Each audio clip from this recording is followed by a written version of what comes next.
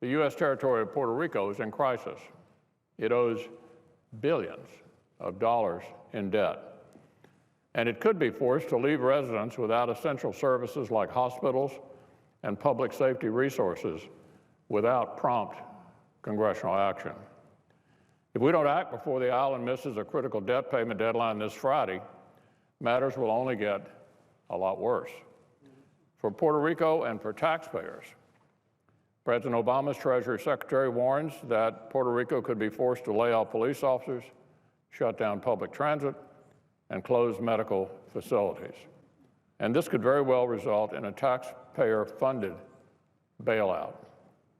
Today, however, we have an opportunity to help Puerto Rico in the face of this crisis and prevent a taxpayer bailout by passing the responsible bipartisan bill before us. This bill won't cost taxpayers a dime, not a dime.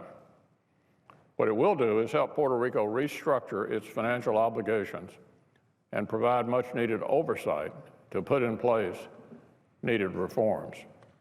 It achieves this with an audit of the island's finances and the establishment of what the Washington Post has called an impartial panel of experts to bring desperately needed transparency and reform to Puerto Rico's fiscal operations.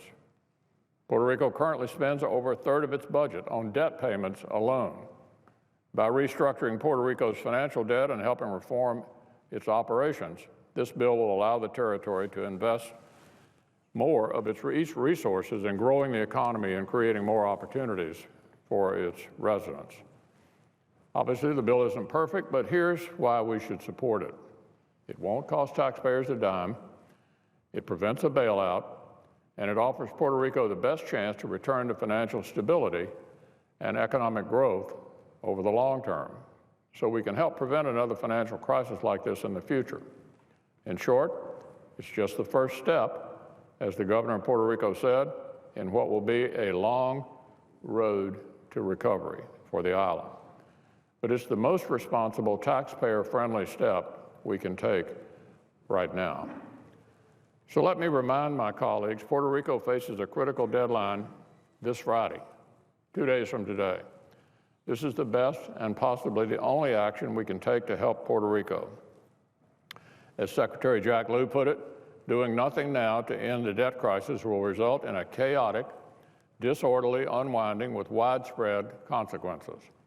It's the surest route to both a taxpayer-funded bailout of Puerto Rico and a humanitarian crisis for its people. These are all things we should avoid. So doing nothing is not an option. We must act now to prevent matters from getting worse. The House already passed this bipartisan bill with the backing of nearly 300 members.